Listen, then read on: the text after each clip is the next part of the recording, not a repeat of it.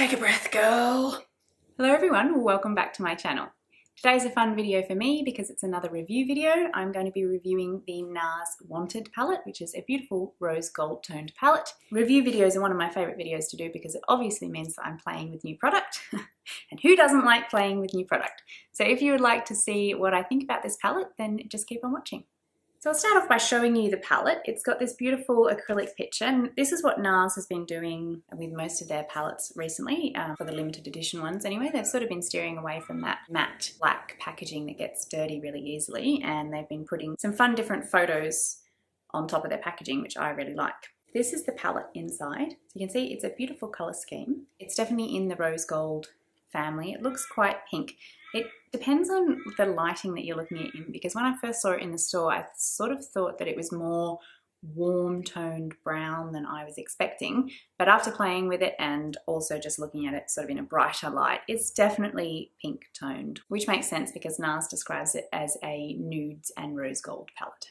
So just give you a little bit of information about it to start off with, and then we'll get into swatching it and my thoughts on it. I have filmed the look that is currently on my face, which is using this palette as eyeshadow and blush and even as a lip topper. So if you would like to see how the shadows perform in action and also just how I do what's on my face, stay tuned because that tutorial will be coming up for you. So the NARS Wanted palette, it's not super vibrant, so it's not really bright and in your face, but you can get a pretty powerful look out of it because I think that what I've done on my eyes today is quite bright. So not bright, but quite intense. And I think that this is probably about maximum pigment for some of these shadows, as in maximum color payoff. So this is the sort of colors that you're getting in the palette. It's a very interesting palette because although it is obviously rose gold toned, it sort of has hues of burnt orange and of like a reddish tinge as well. So if you guys follow me, you know that I have the NARS Man Ray palette already, and I have the NARS Fully Loaded palette. It's interesting what they've done with their packaging. They've obviously been leaning towards more sleek packaging because in comparison, the Fully Loaded palette feels quite clunky and sort of almost outdated, which is weird. So it's got the same size shadows in it. You're getting the same amount of product, but they've streamlined the packaging quite a lot. They've made it thinner, lighter and more compact. So you can see the size difference there, but like I said, don't be fooled because it's the same amount of product in all of the pans. I think you can sort of feel a bit like some of those lighter shades, the bone shades and the mid-tone browns are slightly similar. And obviously they're different, they've got different depths to them and they have different undertones to them, but I do feel like they are quite similar. And it would be nice if NARS in future put more obviously different shadows in for the lighter based shadows, because obviously you want those shadows in there so that you can make a complete look with just the palette. But at the same time, if you are going to collect all of the NARS palettes, honestly, I don't want to end up with like 4 almost identical bone shades and 4 almost identical mid-tone browns. Or even I feel like in this palette, they could have made one of these lighter shades or the crease transition shade a bit more pink. But that's just a small gripe. If you don't already own these palettes, then you know you're going to be happy. So as I've mentioned, the size of the Fully Loaded eyeshadow palette and the Wanted palette are the same size pans, the same amount of product. You're getting 12 times 1.4 grams of product in each eyeshadow pan. And just I'll quickly show you here the Man Ray palette. I mean, these two palettes are completely different, although still similar sort of light shades like we're talking about. And I don't know why, but for some reason the pans in the Man Ray palette are just a teeny bit bigger. So you get 1.5 grams in the Man Ray palette. And the other thing that I noticed, which I thought was interesting, is that the NARS Wanted palette is made in Canada. The other two are made in the USA. And also this one has a 24-month shelf life, whereas the other two both have 12 months. So let's face it, I don't know who throws out their powders like in that time, because I really don't think powder products are as much of a concern as cream products, but obviously that is just my opinion. So this retails in Australia for $86. That's US $59 for those of you not in Australia, and is available at Mecca. And I say available, I mean that term loosely, because it sold out, I mean, I don't know, I wasn't watching, but apparently it sold out in 10 minutes online. So that is ridiculous. And then it was sold out in all of the stores. I managed to get my hands on it, but it was very difficult, and I got one of the last ones available. And I had been scanning for when it had been released and stuff, so this must have just gone in Australia like that. I heard that it got restocked online, but it sold out again already. I also heard that it's restocking in Mecca in April for those of you who are in Australia and would like to get your hands on it, it's going to be available in stores again in April,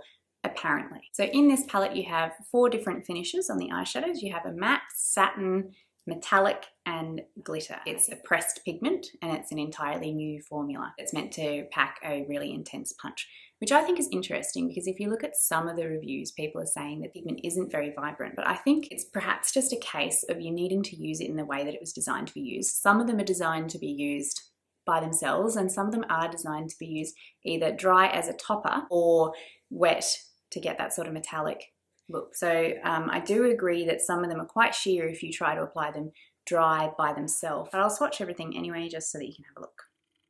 This first shade here is Bay Ritz. This second shade is Seven Heaven, Shooting Star,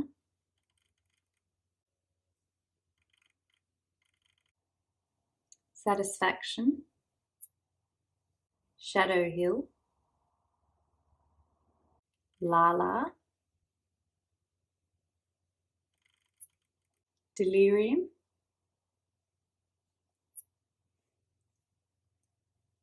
Mendoza.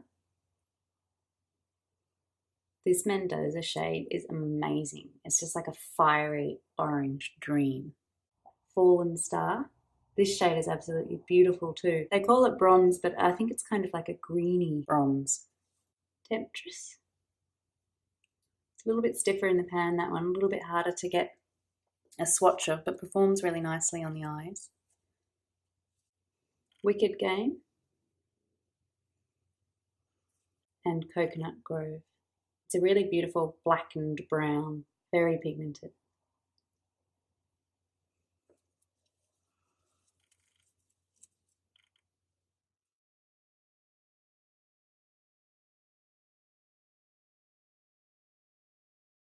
I've liked every NARS palette that I've owned and this one is no exception. I feel like the formula is beautiful. Look, I've heard some people having trouble with it, but this has not been my experience at all.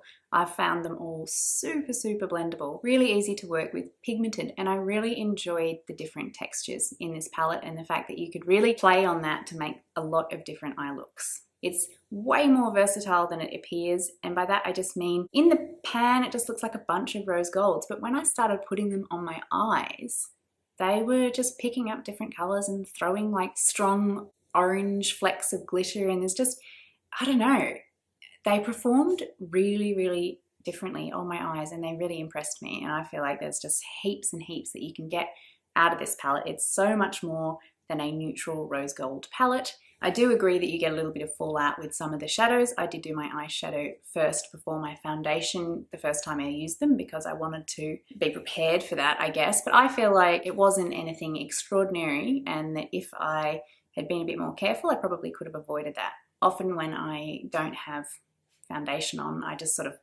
bang the eyeshadow on because you can be a lot less careful with it and it doesn't matter because you can clean it up later. So I actually don't think that the fallout was a major issue with this. I think that the pigment is not a major issue. I think it's great, and I think if you use the shadows in the way that they are designed, then you're going to get a fantastic look out of it. So that's basically all I have to say about this palette. If you were lucky enough to get your hands on it, I mean, it's still available on the NARS website in the US, so you know, if you're not from Australia, then I think it's pretty easy for you to get your hands on it. But if you did get your hands on it, I asked this in my other video, but I'll ask it here as well. Please drop me a photo or link to your Instagram or something showing me the looks that you're doing with it, because I can't find much online and I would love some inspiration to see how other people are using it, because like I said, I really feel like it's pretty versatile and I want to see what other creative minds are coming up with.